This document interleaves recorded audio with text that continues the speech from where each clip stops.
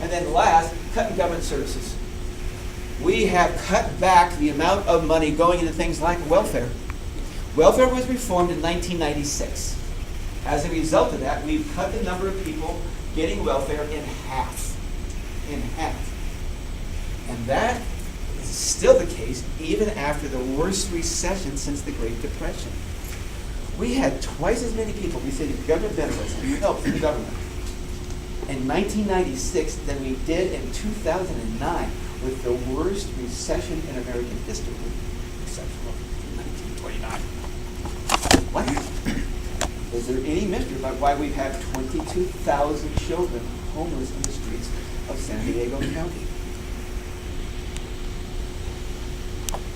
The largest number of people who've ever received welfare benefits are of what background? They are children. If you cut welfare, I mean, like, you can hate their moms. Okay, go ahead, hate their moms. But what about the kids? When you cut welfare, you're not just hurting that mom, you're also hurting the child. Another example, Section 8. Anybody ever hear of Section 8? Nope. Yeah, Section 8. What is it? Low-income housing. Well, more specifically, it's rental payments for people who have low income so they can get housing. In California, we have very few true public housing projects, like you do back east, same as Chicago, Cabrini Green, that kind of stuff. Most of what we have is Section 8. Section 8 merely gives people money to go and rent an apartment. Pays you a proportion of your rent.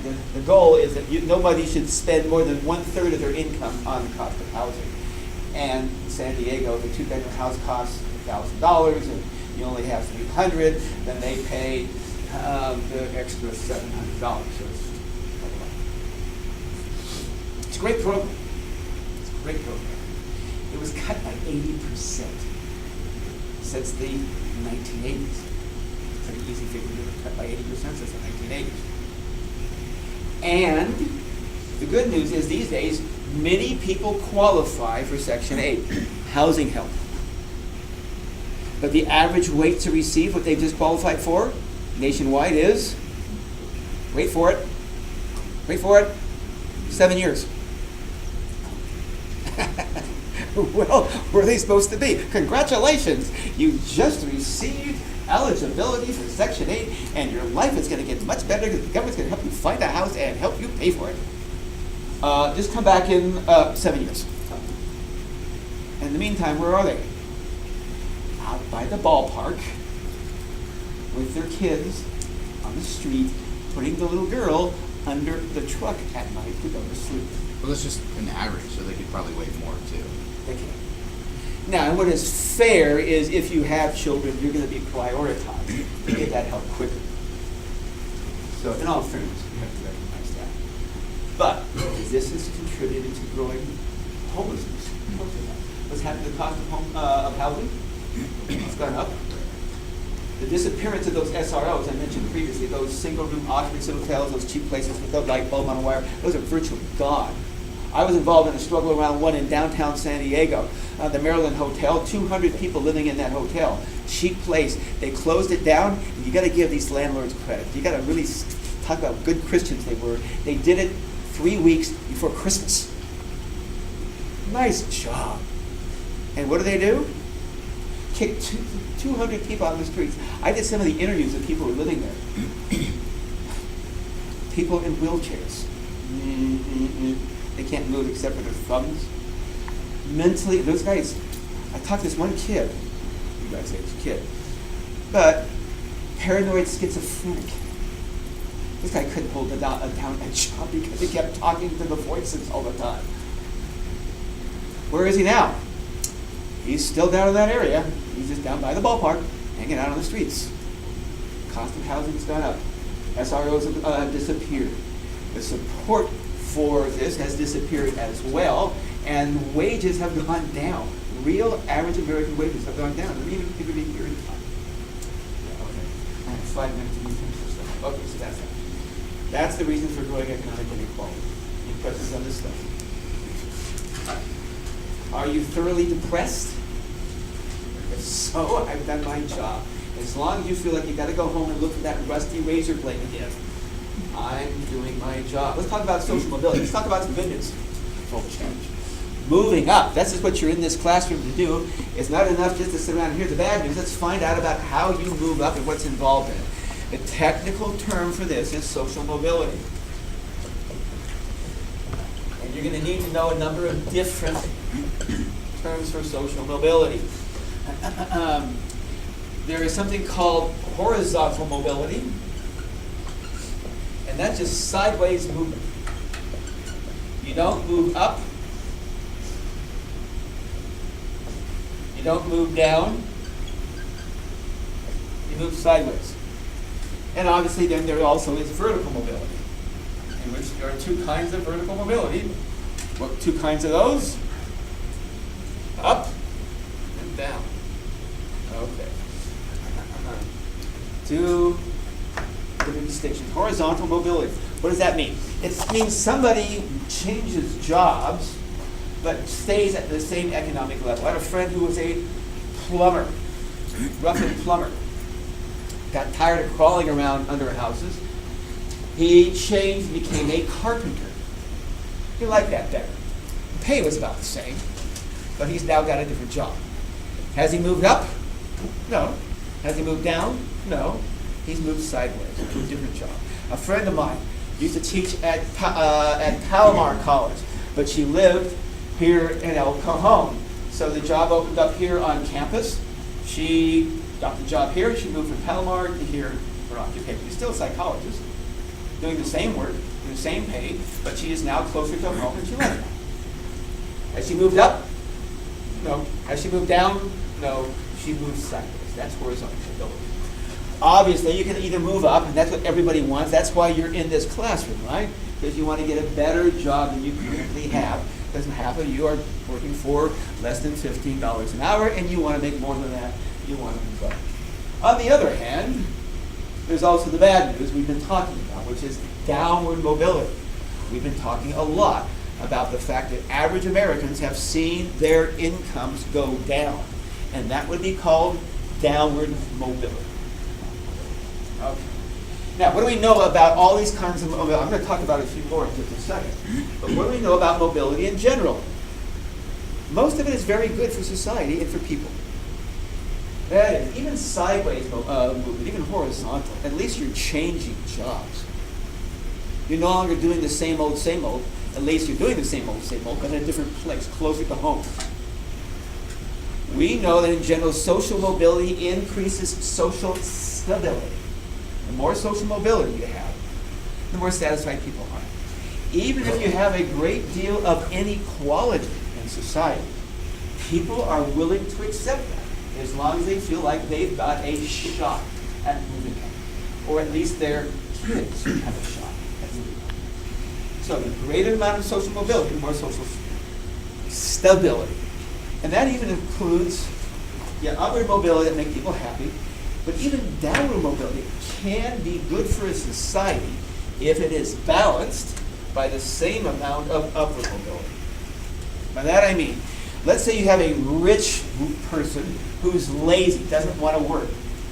They move down. But that leaves a position available for someone to move up to who's hardworking. So even downward mobility, as long as it's based on ability, is a good thing for society. The worst thing, however, is when you get massive downward mobility with no compensating upward mobility. And what do you get then? All hell breaks loose. You get a lot of instability in society. Michael? That's 9:05. That's 9:04. So you get a lot of instability and a tendency towards extremist politics of both the left and the right. Extremist politics of both the left wing and the right wing version. Many people don't know what I mean when I say left wing and right wing. Extreme left wing politics is what? Communism, socialism. Extreme right wing politics is what? Laissez-faire. Fascism. Fascism. Germany is often used as the example of that. We had a huge amount of social downward mobility during the Great Depression in Germany. A lot of Germans very, very upset and unhappy with being impoverished. And two German-speaking guys became more appealing to them. One by the name of Karl Marx. If you're poor and they're rich, rise up. Karl Marx. On the other hand, if you're poor and they're rich, it's because they're Jews. Adolf Hitler. That's the tendency. We can see that not only in old Germany, but in Greece today. Greece has gone through a depression. There's no debate around that. This is not a recession. Poor Greeks have been hammered into the dirt. Left-wing party takes power in Greece. Syriza, a very left-wing organization associated, you probably have no idea what I'm talking about, with Trotskyism. Trotsky was one of the major architects of the Soviet Revolution. But on the other hand, another rising party in Greece, Golden Dawn. And there's nothing neo about these folks. They are fascists. Massive downward mobility without any compensating upward mobility. You get social instability and a tendency towards extreme left-wing politics, communism. Extreme right-wing politics, fascism. Everyone follow that? Good. Now I'll do the review for the quiz. It is now 9:05. All right. But I've basically already done most of the review. All that stuff I did in the first part of class going back. Remember, your quiz will go back to anything as far back as Goffman.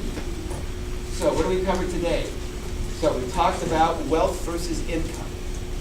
Well, let's go back. We talked about what life chances are, the distribution according to how much money you have. Wealth versus income. Income is money you work for. Wealth is money you get by ownership.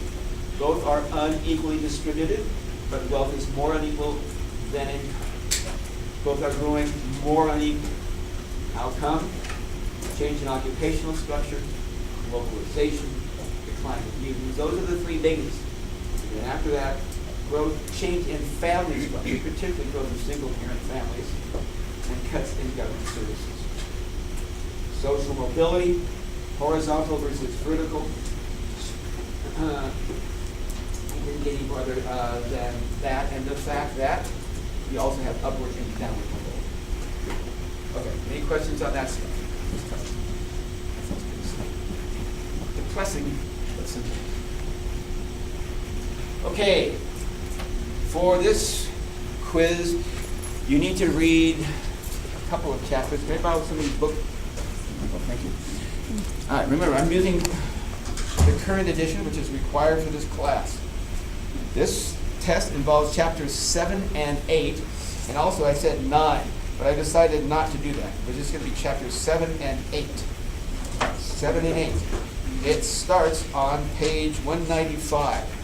Chapter 7, actually, here's something much easier.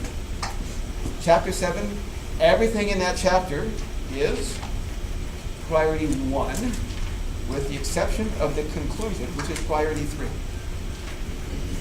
And priority 1 is the most important, 2 is the middle, 3 is the lowest. So, everything in that chapter, except for the brief conclusion that's on page 226 to 227, that's priority 3, but everything else in that chapter is priority 1. Let me go through and tell you which concepts to pay particular attention to. All right. Starting on page 196.